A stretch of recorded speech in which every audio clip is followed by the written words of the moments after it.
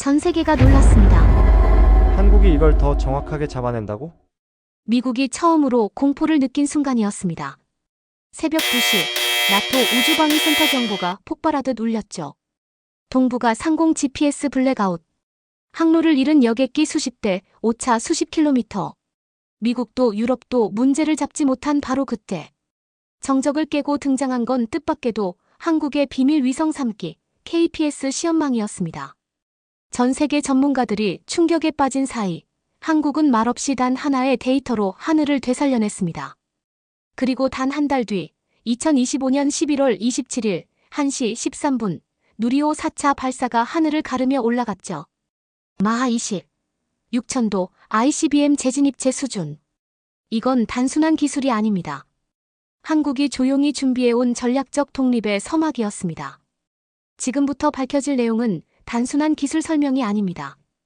한국이 어떻게 세계 최강의 통제망을 뚫고 우주 독립국으로 올라섰는지 그 숨겨진 전 과정을 직접 목격하게 될 겁니다. 이 다음 장면부터는 절대 눈을 떼지 마세요. 시작하기 전 구독과 좋아요, 그리고 알림 설정으로 끝까지 함께해 주십시오. 당신의 응원이 이 이야기를 더 멀리 날아오르게 합니다. 저는 엘리자베스 모건입니다. 나토 우주방위센터에서 위성항법 시스템을 담당하고 있어요. 23년째 이 일을 하고 있죠. 케임브리지에서 항공우주공학 박사를 받은 뒤 유럽 우주국에서 7년을 보냈습니다. 그 다음 나토로 자리를 옮겼어요. 제 인생에서 GPS만큼 확실한 건 없었습니다. 2025년 10월 17일 새벽 5시 브뤼셀 우주방위센터였습니다. 저는 평소처럼 커피를 들고 모니터를 확인하고 있었어요. 그런데 갑자기 경보음이 울렸습니다. 하나가 아니었어요. 10개, 20개, 30개. 대형 스크린에 붉은색 경고 표시가 동시에 떴습니다. 동부가 상공이었어요. 한반도 주변 공역을 지나던 항공기 40여 대의 항로가 한꺼번에 흔들리기 시작했습니다. GPS 신호가 튀고 있었어요. 위치값이 수 킬로미터씩 오차를 보였죠. 일부 구간은 아예 신호가 끊겼습니다. 심장이 철렁했습니다. 당직 분석관이 달려왔어요. 얼굴이 창백했죠. 모건 박사님, 이 상태면 30분 안에 공중 충돌 가능성이 있습니다. 저는 즉시 긴급 프로토콜을 가동했습니다. 미국 국방부, 유럽 항공안전청, 일본 국토교통청에 동시 연락이 나갔어요. 백업 시스템을 투입했습니다. 유럽의 갈릴레오, 일본의 QGSS가 급히 보정 신호를 쏟아냈어요. 하지만 소용없었습니다. 위치 오차가 여전히 수 킬로미터를 넘었죠. 항공기들은 계기판을 믿을 수 없는 상태였습니다. 가장 위험한 건 암스테르담발 서울행 여객기였어요. 동해 상공을 지나던 KL-857편이었습니다. 283명이 타고 있었죠. 그 비행기의 항로가 갑자기 북쪽으로 틀어지기 시작했습니다. 북한 방면이었어요.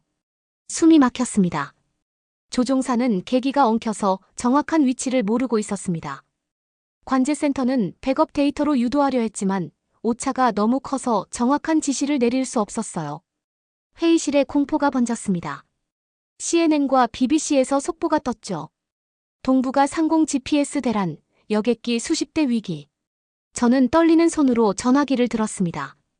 워싱턴, 도쿄, 파리의 모든 센터와 연결했어요. 하지만 아무도 답을 주지 못했습니다. 미국 GPS가 흔들리면 우리에게 남은 건 아무것도 없었어요. 그때였습니다. 한국 합동작전센터에서 긴급 채널로 신호가 들어왔습니다. 영어였어요.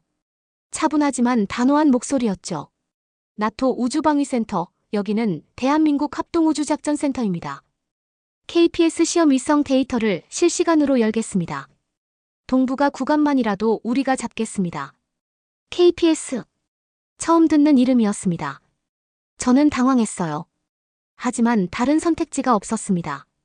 데이터를 보내주십시오. 제가 대답했습니다.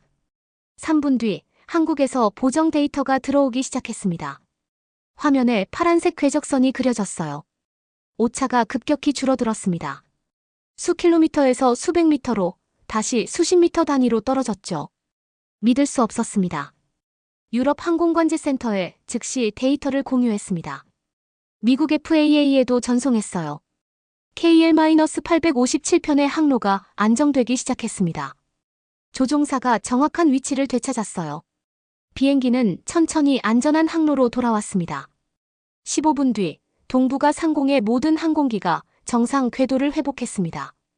대형 참사는 발생 직전에서 멈췄어요. 회의실에 정막이 흘렀습니다. 누군가가 작게 중얼거렸어요. 지금 미국 GPS도 아닌데 저 위치값 정확도 뭐지? 저는 화면을 뚫어지게 바라봤습니다. 한국이라는 나라가 보낸 데이터였어요. 그 순간 저는 깨달았습니다. 우리가 뭔가 놓치고 있었다는 걸요. 그날 밤 저는 잠을 이루지 못했습니다. 한국에서 받은 데이터 로그를 계속 들여다봤어요. 정밀도가 놀라웠습니다. 하지만 더 놀라운 건 따로 있었죠. 저는 반년 전 일을 떠올렸습니다. 2025년 4월 브뤼셀 나토 본부였습니다. 동맹국 우주정책회의가 열렸어요. 미국, 영국, 프랑스, 독일, 그리고 한국까지 20개국 대표단이 모였죠. 저는 위성항법분과 의장이었습니다. 한국 대표단이 발표 순서를 맡았어요. 검은색 정장을 입은 40대 중반 남성이 단상에 올랐습니다. 뒤에는 젊은 연구원 2명이 서 있었죠. 스크린에 KPS 코리어 퍼지셔닝 시스템이라는 제목이 떴습니다. 한국형 위성항법 시스템이라는 거였어요. 발표 내용은 이랬습니다. 위성 7기를 2027년까지 자력 발사한다. 독자 항법망을 구축한다. 한반도 상공에서 오차 1m급 정밀도를 달성한다. 누리호라는 자국 발사체로 위성을 올린다. 회의실이 조용해졌습니다. 그러다가 누군가 웃음을 터뜨렸어요. 미국 우주군 준장이었습니다. 위성 7기를 2년 만에? 우리 GPS는 30년 걸렸는데. 옆에 앉은 프랑스 대표도 고개를 저었죠. 핵심 부품은 어차피 미국 거 아닙니까? 영국 대표가 질문했습니다. 발사체 성공률은 어느 정도입니까?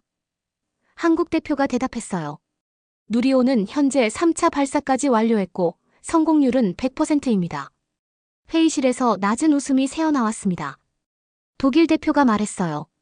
3번 성공했다고 100%라니 표본이 너무 작지 않습니까? 일본 대표는 아예 고개도 돌리지 않았습니다. 저는 기술적으로는 가능해 보인다고 생각했습니다. 발표 자료가 구체적이었어요. 궤도 설계, 지상국 배치, 시각 동기화 방식까지 세세했죠. 하지만 회의실 분위기는 이미 차가웠습니다. 미국 측 수석 대표가 발언했습니다. 한국의 야심은 이해합니다. 하지만 위성항법은 단순한 우주기술이 아닙니다. 전략 자산이죠. 동맹국끼리는 GPS를 공유하면 됩니다. 굳이 독자 시스템이 필요합니까? 한국 대표가 조용히 대답했어요. 필요합니다. 그 한마디 뒤로 더 이상 대화는 이어지지 않았습니다. 회의는 다음 안건으로 넘어갔어요. 한국 KPS는 그렇게 묻혔습니다. 회의가 끝난 뒤 저는 보고서를 작성했습니다. 나토 우주정책 평가서였어요. 한국 파트에 이렇게 썼죠. 한국 KPS 계획 기술적으로 야심적이나 현실성 낮음. 2년 내 7기 발사는 과도하게 낙관적 목표. 모니터링 최소화 권고. 그날 이후 한국 관련 보고서는 늘 뒷순위로 밀렸습니다. 긴급 현안 회의에서 한국이 언급된 적이 거의 없었어요. 저도 그게 당연하다고 생각했습니다. 하지만 지금 제 앞에는 한국 데이터가 있었습니다. 여객기 283명을 살려낸 데이터였어요. 미국 GPS가 흔들릴 때, 유럽 갈릴레오가 무용지물일 때, 한국이 보낸 신호가 하늘을 잡았습니다. 저는 반년 전 제가 쓴 문장을 다시 읽었습니다. 현실성 낮음. 모니터링 최소화. 부끄러웠습니다. 책상 위 커피가 식어 있었어요. 창밖은 여전히 어두웠습니다. 저는 한국합동작전센터에 이메일을 보냈습니다. 감사합니다. 그리고 KPS에 대해 더 알고 싶습니다. 답장은 4시간 뒤에 왔습니다. 언제든 오십시오. 우리가 보여드리겠습니다. 이메일을 받은 다음 날 긴급회의가 소집됐습니다. 나토 본부 지하 3층 회의실이었어요. 미국 우주군, 유럽 우주국, 각국 정보기관 분석관들이 모였습니다. 주제는 하나였죠. 한국이 보낸 데이터를 분석하는 것이었습니다. 회의실 스크린에 로그 파일이 떴습니다. 저는 한 줄 한 줄 뜯어봤어요. 위치 보정값, 시각 동기화 알고리즘, 궤도 예측 모델까지 전부 확인했습니다. 그런데 이상한 게 있었어요. 정밀도의 근간이 되는 데이터베이스 항목에 낯선 코드가 박혀 있었습니다. 레이-마이너스 엔트리 테스트 데이터 마크 20, 6000C 인바이런먼트. 재진입 실험 데이터였습니다. 저는 얼어붙었어요. 옆에 앉은 미국 측 분석관도 같은 부분을 보고 있었습니다. 이거 대기권 재진입 데이터 맞습니까? 그가 물었습니다. 저는 고개를 끄덕였어요. 마하 20, 6000도씨. 이건 ICBM급 재진입 속도였습니다. 회의실이 술렁이기 시작했습니다. 프랑스 정보기관 대표가 질문했어요. 한미 공동연구 아닙니까? 미국이 데이터를 준 거 아닙니까? 미국 측 수석이 고개를 저었습니다. 아닙니다. 우리도 처음 봅니다. 긴급 조회가 들어갔습니다. 30분 뒤 결과가 나왔어요. 한국이 누리호 재진입 실험체로 독자 수집한 데이터였습니다. 2023년부터 3년간 축적된 자료였죠. 핵심 알고리즘은 전부 한국항공우주연구원과 국방과학연구소가 자체 개발한 것이었습니다. 저는 보고서를 계속 읽었습니다. 한국은 재진입 데이터를 KPS와 융합했습니다. 대기권 도립각도, 속도 변화, 열분포 패턴까지 실시간으로 추적하는 시스템을 만들었어요. 그걸로 뭘 했느냐? 타격 오차 30m급 정밀 타격 시뮬레이션을 돌렸습니다. 다탄두 요격 시뮬레이션도 돌렸어요. 회의실이 조용해졌습니다. 영국 대표가 천천히 말했습니다. 이건 방어용 기술만이 아니라는 얘기 아닙니까? 독일 대표가 끼어들었어요. 한국은 NPT 회원국입니다.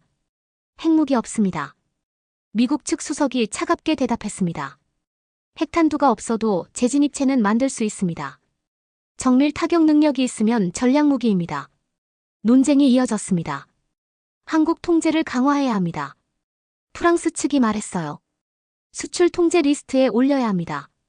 일본 대표도 동조했습니다. 하지만 미국 측은 달랐어요. 한국은 동맹국입니다. 적국이 아닙니다. 저는 가만히 앉아 있었습니다. 그들은 통제 이야기만 했어요. 하지만 저는 다른 생각을 했습니다. 한국은 우리 몰래 이 기술을 만들지 않았습니다. 누리호 발사는 전 세계가 지켜봤어요. 재진입 실험도 공개적으로 발표됐습니다. KPS 계획도 나토 회의에서 당당히 브리핑했죠. 우리가 안 본 겁니다. 아니, 보려 하지 않았습니다. 회의가 끝난 뒤 저는 메모를 남겼습니다. 제 노트북에 조용히 타이핑했어요. 이건 통제의 문제가 아니다. 우리가 한국을 몰랐다. 우리가 한국을 과소평가했다. 그 결과 한국은 우리 없이도 서는 법을 배웠다. 복도로 나왔습니다. 동료 분석관이 다가왔어요. 모건 박사, 한국 방문조사단 대표로 당신이 지명됐습니다. 심장이 매우 뛰었습니다. 언제 출발합니까? 제가 물었습니다. 사흘 뒤 서울행 비행기 탑니다. 그가 대답했어요. 저는 고개를 끄덕였습니다. 이제 직접 가서 봐야 했습니다. 한국이 만든 게 정말 무엇인지, 그들이 왜 이 길을 선택했는지.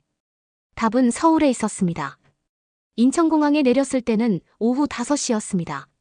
10월 말이었지만 날씨가 따뜻했어요. 공항 밖으로 나오니 군용 차량이 기다리고 있었습니다. 검은색 승합차였죠. 모건 박사님이십니까? 운전석에서 내린 사람이 영어로 물었습니다. 30대 초반으로 보이는 젊은 장교였어요. 합동우주작전센터에서 나왔습니다. 안내하겠습니다. 차는 서울 시내로 향했습니다. 1시간을 달렸어요. 목적지는 용산이었습니다.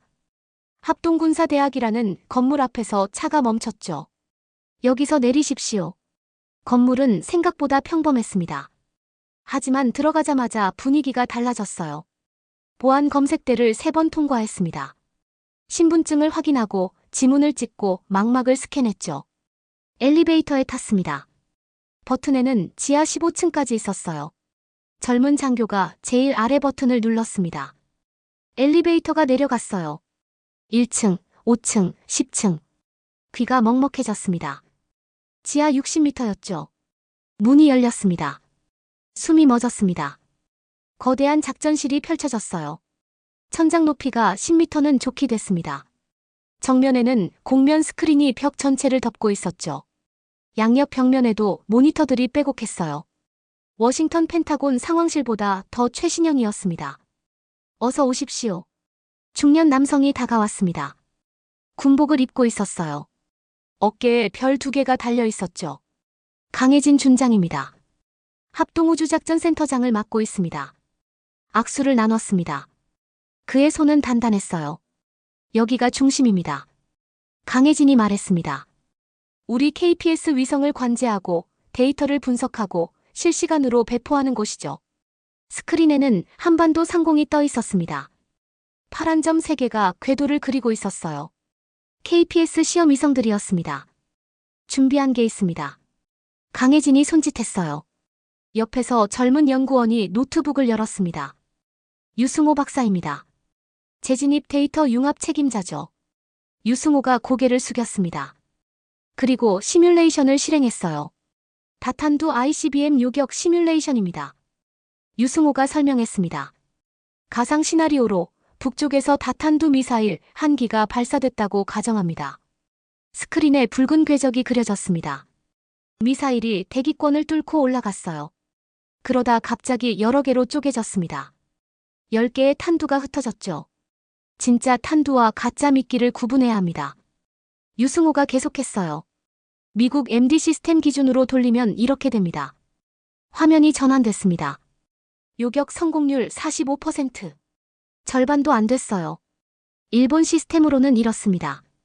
다시 화면이 바뀌었습니다. 42%. 비슷했죠. 우리 시스템입니다.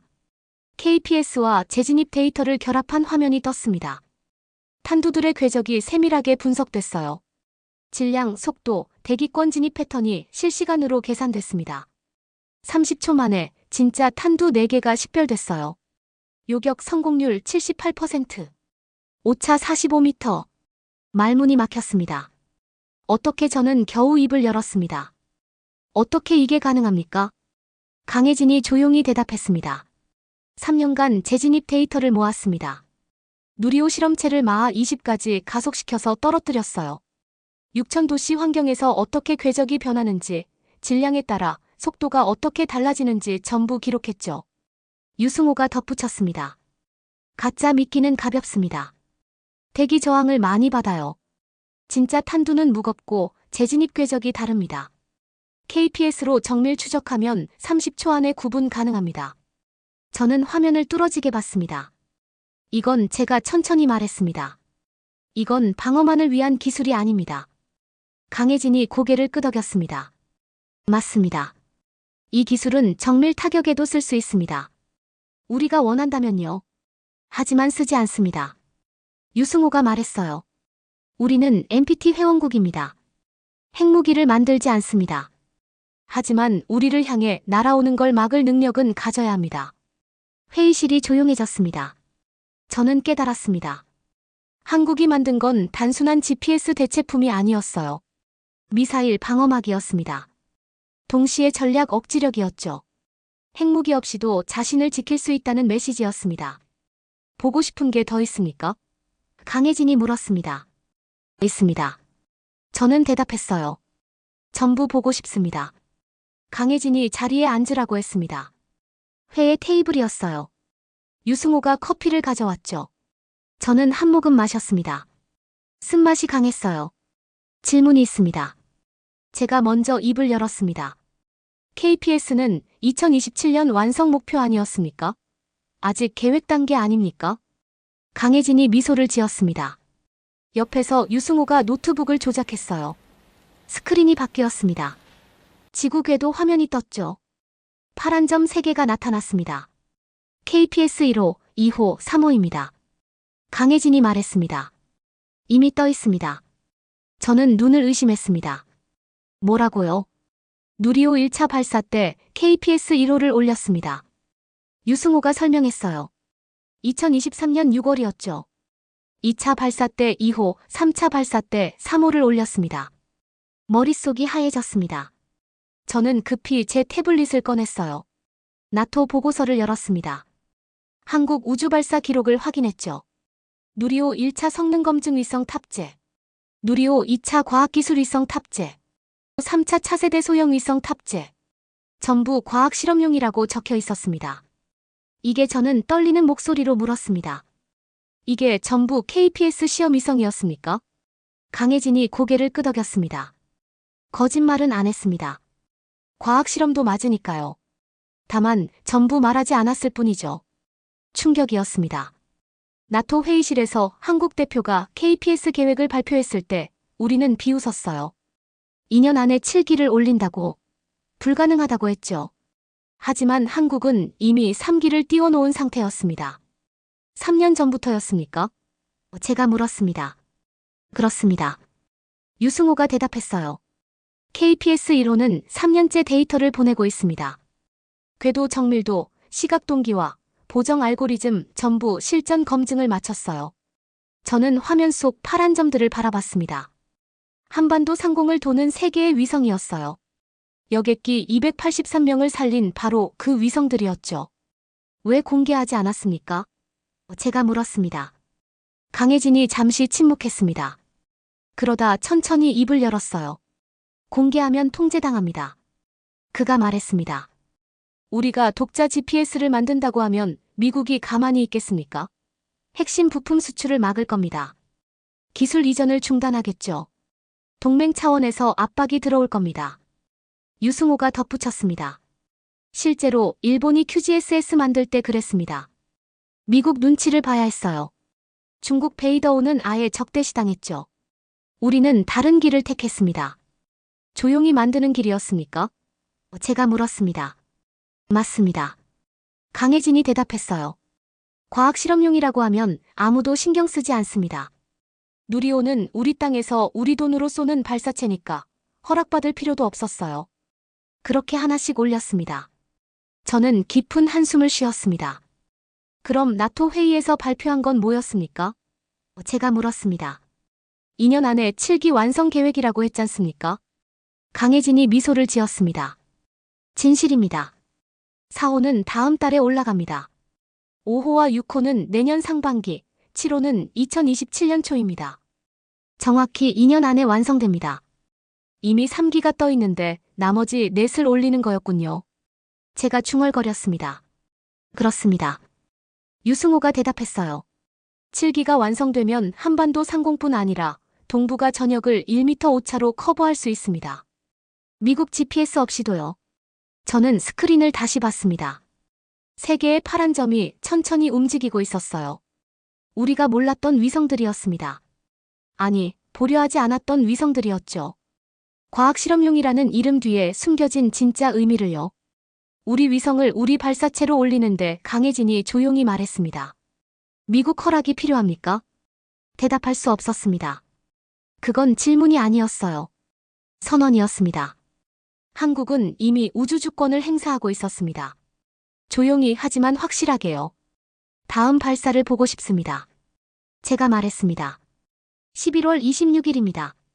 강혜진이 대답했어요. 고흥 나로우주센터에서 누리호 4차 발사가 있습니다. 초대하겠습니다. 저는 고개를 끄덕였습니다. 그날 저녁 강혜진이 저를 식사에 초대했습니다. 작전센터 근처 한식당이었어요. 조용한 곳이었죠. 개인실로 안내받았습니다. 편하게 드십시오. 강혜진이 말했습니다. 테이블에 음식이 나왔어요. 불고기, 된장찌개, 여러 가지 반찬들이었습니다. 저는 젓가락을 들었죠. 서툴렀지만 먹을 수 있었어요. 궁금한 게 있습니다. 제가 먼저 말을 꺼냈습니다. 왜 이 길을 선택했습니까? 미국 GPS를 쓰면 됩니다. 동맹국끼리 공유하잖아요. 굳이 독자 시스템을 만들 이유가 뭡니까? 강혜진이 젓가락을 내려놓았습니다. 잠시 침묵이 흘렀어요. 걸프전 이야기를 아십니까? 그가 물었습니다. 압니다. 제가 대답했어요. 1999년이죠. 그때 미국은 동맹국에게도 GPS 정밀 신호를 제안했습니다. 강혜진이 말했습니다. 군사작전이니까 보안이 필요하다는 이유였죠. 영국군도 프랑스군도 정밀 좌표를 못 받았습니다. 미국만 받았어요. 저는 고개를 끄덕였습니다. 알고 있는 사실이었어요. 한국은 그때 더 심했습니다. 강혜진이 계속했습니다. 우리 미사일은 사거리 300km로 묶여 있었어요. 한미 미사일 지침 때문이었죠. 북한 전역을 못 칩니다. 평양까지 닿지 않아요. 지금은 800km 아닙니까? 제가 물었습니다. 2021년에 풀렸습니다. 강혜진이 대답했어요. 40년을 묶여 있다가요. 해결료 재처리도 금지였습니다. 전투기 기술 이전도 막혔어요. 모든 전략 기술이 미국 승인 아래 있었습니다. 강혜진이 차를 한 모금 마셨습니다. 이해합니다. 그가 말했습니다. 미국 입장에서는 확산 방지가 중요하니까요. 동맹국이라도 통제해야 한다고 생각하는 거죠. 하지만 우리 입장은 다릅니다. 어떻게 다릅니까? 제가 물었습니다. 우리는 전쟁 중입니다.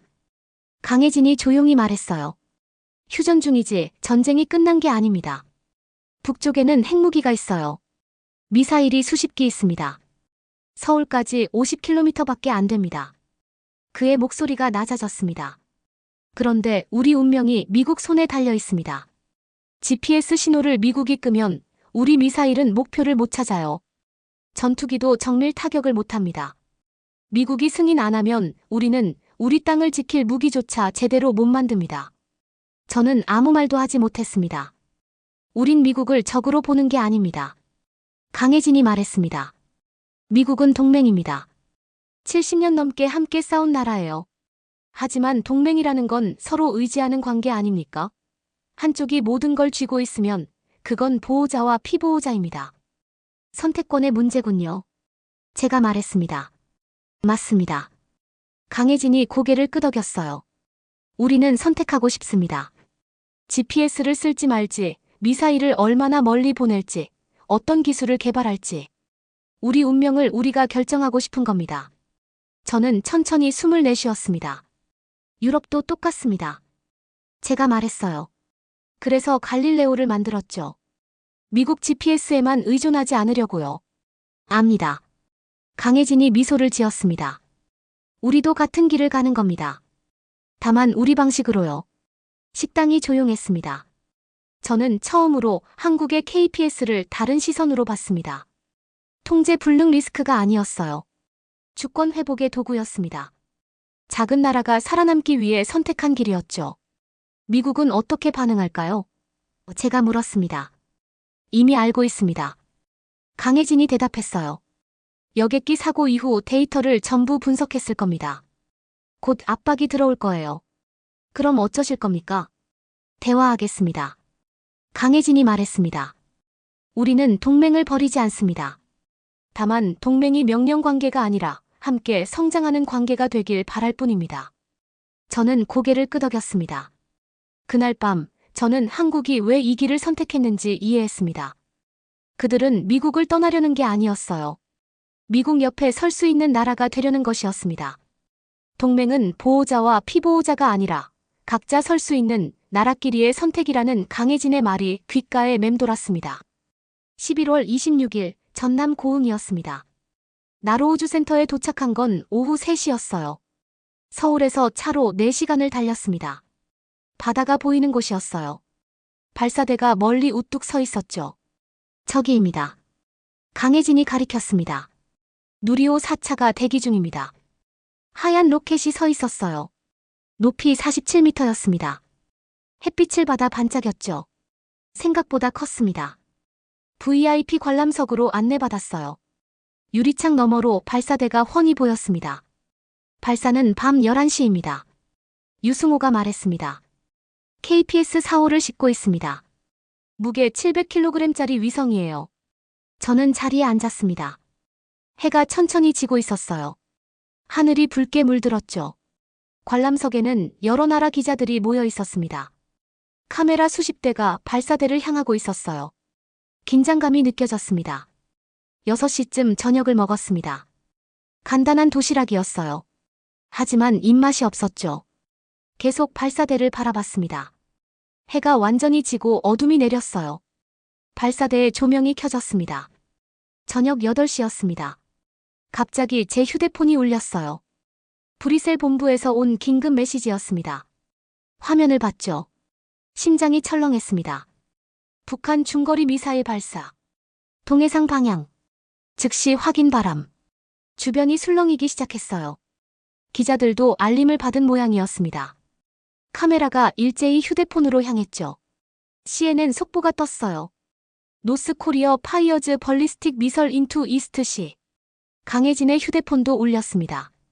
그는 화면을 확인하더니 즉시 자리에서 일어났어요. 잠시 실례하겠습니다. 빠른 걸음으로 밖으로 나갔습니다. 관람석이 소란스러워졌습니다.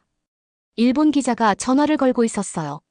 미국 기자는 노트북을 펼쳤습니다. 저도 브뤼셀에 연락했죠. 상황 파악 중입니다. 담당자가 말했습니다. 일본 자위대 레이더가 포착했습니다. 중거리 미사일로 추정됩니다. 10분 뒤 강혜진이 돌아왔습니다. 표정이 굳어 있었어요. 상황이 어떻습니까? 제가 물었습니다. 중거리 미사일 한 기입니다. 강혜진이 조용히 말했습니다. 동해 공해상으로 발사했어요. 고도 60km까지 올라갔다가 낙하 중입니다. 일본과 미국 레이더가 추적하고 있어요. 낙하 지점은요? 아직 확정 안 됐습니다. 강혜진이 대답했어요. 미국 MD 시스템 예측으로는 오차가 3km 정도 됩니다. 문제는 그 해역에 어선과 화물선이 많다는 겁니다. 저는 창밖을 봤습니다. 칠흑 같은 어둠이었어요. 바다 너머 어딘가에서 미사일이 떨어지고 있었습니다. 우리 시스템으로 돌려보겠습니다. 강혜진이 말했습니다. 그는 다시 전화를 걸었어요. 합동작전센터, 지금 즉시 KPS 데이터로 낙하 지점 재계산하십시오. 재진입 패턴 분석 들어가고요. 계산 완료되는 즉시 한미일 동시 공유합니다. 전화를 끊었습니다. 얼마나 걸립니까? 제가 물었습니다. 20분이면 됩니다. 강혜진이 대답했어요. 20분. 미사일이 떨어지기 전에 계산이 끝나야 했습니다. 저는 시계를 봤어요. 8시 15분이었습니다. 관람석 스크린에 뉴스가 떴습니다. 북한 미사일 발사 속보였어요. 각국 정부 반응이 나오기 시작했습니다. 일본은 긴급 안전 경보를 발령했고 미국은 인도태평양 사령부를 통해 성명을 냈죠. 시간이 천천히 흘렀습니다. 8시 20분 강혜진의 휴대폰이 울렸습니다. 그는 화면을 확인했어요. 그리고 저를 봤죠. 나왔습니다. 낙하 예상 지점 오차 50m로 계산 완료됐습니다. KPS로요? 제가 물었습니다. 그렇습니다. 강혜진이 고개를 끄덕였어요. 재진입 속도, 각도, 대기 저항 전부 계산했습니다. 민간 선박 회피 경보 발령됐어요. 한국 해경과 일본 해상보안청에 좌표 전송됐습니다. 8시 35분 북한 미사일이 동해에 떨어졌습니다. 뉴스 속보가 떴어요. 낙하 지점은 한국 예측 좌표에서 40m 떨어진 곳이었습니다. 선박 피해는 없었죠. 한국 시스템이 또 한 번 정확했습니다. 관람석이 조용해졌습니다. 모두가 휴대폰으로 뉴스를 보고 있었어요. 하지만 발사 준비는 계속됐습니다. 아나운서 목소리가 스피커에서 흘러나왔죠. 발사 2시간 30분 전입니다. 최종 점검에 들어갑니다. 누리호는 여전히 서 있었습니다. 계속 진행합니까? 제가 물었습니다. 당연합니다. 강혜진이 대답했어요. 우리 일정이니까요. 10시가 됐습니다. 카운트다운이 시작됐어요. 발사 1시간 전, 발사 30분 전, 발사 10분 전, 최종 점검 시작합니다. 저는 창밖을 바라봤습니다. 발사대 조명이 더 밝아졌어요. 누리호가 환하게 빛났습니다. 같은 밤이었어요. 같은 하늘 아래였죠. 한편에선 적의 미사일이 바다에 떨어졌고 다른 한편에선 한국 로켓이 날아오를 준비를 하고 있었습니다. 5분 전, 3분 전, 1분 전, 관람석의 모든 사람이 숨을 죽였습니다. 카메라 셔터 소리만 들렸어요. 10, 9, 8, 7, 6, 5, 4, 3, 2, 1. 점화. 불기둥이 솟아올랐습니다. 땅이 흔들렸어요. 유리창이 떨렸습니다. 소리가 온몸을 관통했죠. 누리호가 천천히 떠올랐습니다. 하얀 연기가 사방으로 퍼졌어요. 로켓이 하늘로 올라갔습니다. 점점 빨라졌어요. 불꽃 꼬리를 남기며 어둠 속으로 사라졌습니다. 관람석 모두가 하늘을 올려다봤어요. 2분이 지났습니다. 1단 분리 성공. 스피커에서 소리가 났습니다. 2단 점화 성공. 4분 뒤. 페어링 분리 성공. 7분 뒤 2단 분리 성공. 3단 점화 성공. 12분 뒤 목표 궤도 진입 성공. KPS 4호 분리 성공. 환호성이 터져 나왔습니다. 박수가 쏟아졌어요. 기자들이 일어나서 박수를 쳤습니다. 저도 모르게 일어나 있었어요. 손뼉을 치고 있었습니다. 강혜진이 미소를 지었습니다. KPS 4호가 떴습니다. 하늘 위 어딘가에서 파란 점 하나가 더 떠올랐습니다. 보이지 않았지만 느껴졌어요. 한국의 네 번째 위성이 지구를 돌기 시작했습니다. 같은 밤이었습니다. 북한 미사일 낙하 지점을 50m 오차로 정확히 읽어내고 선박들을 안전하게 보호하고 그와 동시에 자기 위성을 자력으로 우주에 올려보낸 밤이었어요. 저는 창밖을 바라봤습니다. 별이 총총히 빛나고 있었습니다. 발사가 끝난 뒤 저는 밖으로 나왔습니다. 새벽 1시였어요. 바닷바람이 차가웠습니다. 발사대에선 아직 하얀 연기가 피어오르고 있었죠. 공기 중에 로켓 연료 냄새가 남아 있었어요. 멀리서 파도 소리가 들렸습니다. 하늘을 올려다봤습니다. 별이 가득했습니다. 은하수까지 보였어요. 도시에서는 볼 수 없는 풍경이었죠. 보이지 않았지만 알고 있었습니다. KPS 1호, 2호, 3호, 4호가 저 위 어딘가에서 지구를 돌고 있다는 거요. 한국이 만들고, 한국이 쏘아 올리고, 한국이 운용하는 위성들이었습니다. 강혜진이 옆에 섰습니다. 그도 하늘을 보고 있었어요. 어떻습니까? 그가 물었습니다. 놀랍습니다. 제가 대답했어요. 정말 해내셨군요. 아직 절반입니다. 강혜진이 말했습니다. 이제 시작이에요. 5호는 내년 3월, 6호는 7월에 올라갑니다. 7호는 2027년 2월이고요. 7기가 완성되면 우리는 동부가 전역을 1m 오차로 커버합니다. 타격도 요격도 가능해요. 미국 GPS 없이도요. 그 말이 무겁게 다가왔습니다. 1m 오차라는 건 건물 한 층을 구분할 수 있다는 뜻이었어요. 미국은 어떻게 나올까요? 제가 물었습니다. 압박할 겁니다. 강혜진이 조용히 대답했어요. 이미 데이터 분석 끝났을 거예요. 펜타곤에서 회의 소집했겠죠. 국무부도 움직일 겁니다. 통제 방안, 수출 규제, 기술 이전 중단 같은 걸 논의하겠죠. 그럼 어쩌실 겁니까? 대화하겠습니다. 강혜진이 미소를 지었습니다. 하지만 이미 늦었어요. 위성은 떴고 기술은 검증됐습니다. 핵심 부품도 전부 국산화했어요. 이제 우리를 막을 방법은 없습니다. 우리는 대화할 겁니다. 명령받는 게 아니라 동등한 파트너로요. 저는 고개를 끄덕였습니다. 강혜진이 손을 내밀었어요. 악수를 나눴습니다. 그의 손은 여전히 단단했죠. 브뤼셀로 돌아가시면 정직하게 보고해 주십시오.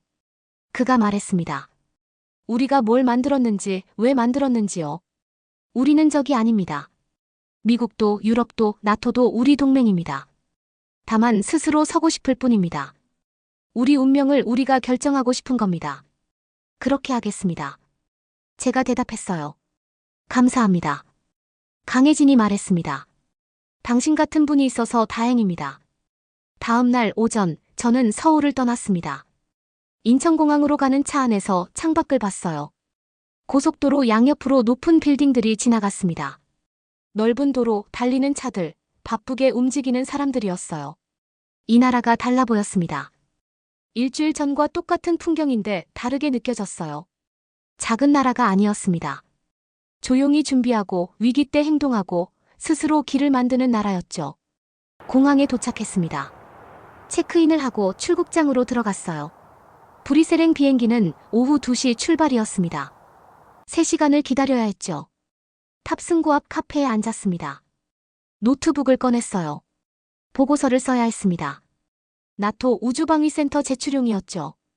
이 보고서가 앞으로 한국을 어떻게 대할지 결정할 겁니다. 커피를 주문했습니다. 아메리카노였어요. 한 모금 마셨죠. 쓴맛이 강했습니다. 커서가 깜빡였습니다. 한국 KPS 시스템 현장 조사 보고서. 손이 떨렸습니다. 심호흡을 했어요. 타이핑을 시작했습니다. 결론 한국은 우주 독립국이 되었다. 그 문장을 쓰고 멈췄습니다. 지우고 다시 썼어요. 여러 번 고쳤습니다. 하지만 결국 같은 말이었죠. 다른 표현이 없었어요. 이게 진실이었으니까요. 한국은 더 이상 기술 지원 대상이 아니다. 전략 파트너로 재규정되어야 한다. 계속 썼습니다. 한국은 조용히 준비했다.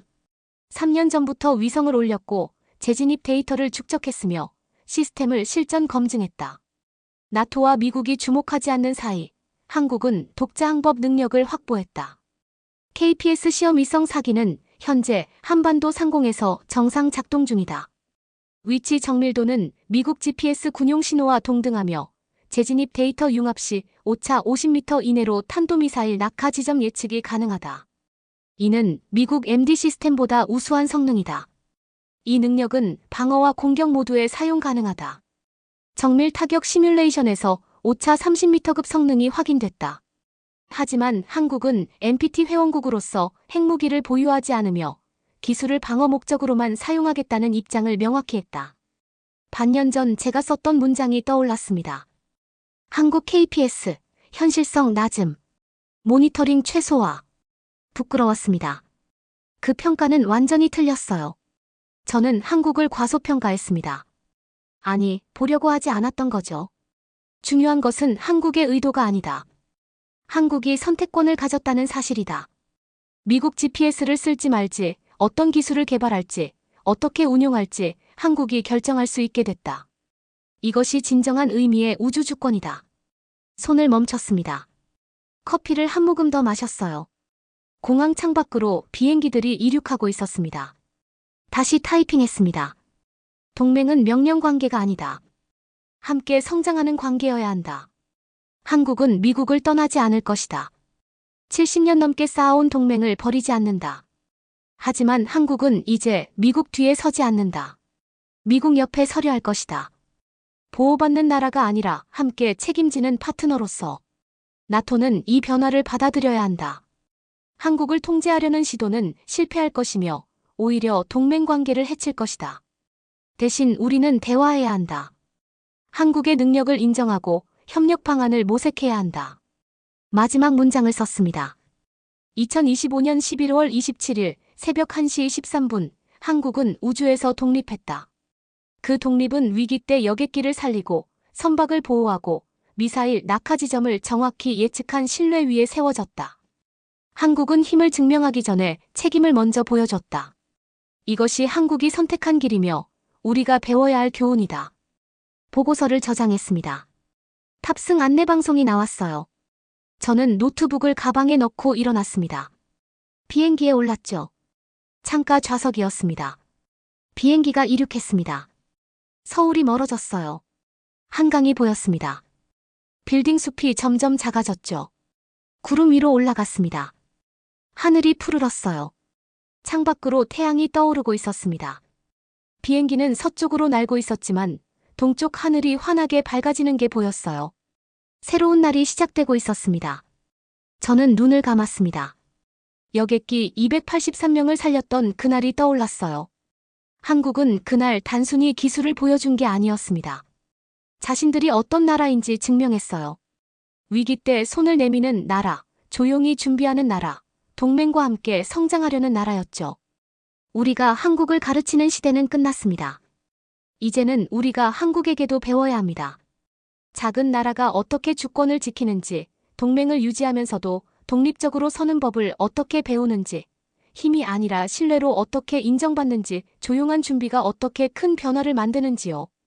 12시간 뒤 브뤼셀 공항에 내렸습니다. 사무실로 돌아가 보고서를 제출했어요. 상급자가 이틀 동안 검토했습니다. 회의가 소집됐죠. 나토 우주방위위원회 전체 회의였어요. 저는 발표했습니다. 프레젠테이션이 1시간 넘게 이어졌죠. 질문이 쏟아졌습니다. 한국이 정말 이 정도입니까? 이 정도가 아닙니다. 저는 대답했습니다. 더 앞서 있습니다. 우리가 모르는 사이에, 우리가 주목하지 않는 사이에 한국은 이미 이만큼 왔습니다. 통제 방안은요? 통제는 불가능합니다. 제가 분명히 말했습니다. 위성은 이미 떴습니다. 기술도 검증됐어요. 핵심 부품까지 국산화했습니다. 이제 우리가 할 일은 통제가 아니라 대화입니다. 협력입니다. 회의실이 조용해졌습니다. 긴 침묵이 흘렀어요. 나흘 뒤 나토 사무총장 명의로 한국 정부에 공식 서한이 발송됐습니다. 우주안보 협력 강화를 위한 양자 대화 제안이었어요. 통제가 아니라 협력이었습니다.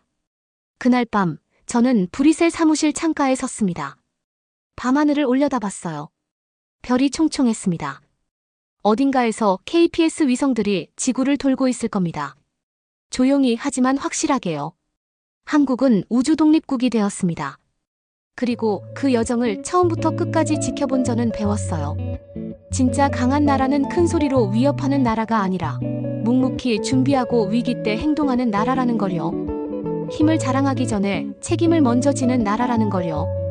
여러분은 언제 한국이 자랑스러우셨나요? 댓글로 나눠주세요. 좋아요와 구독 부탁드립니다. 오늘도 함께 해주셔서 고맙습니다.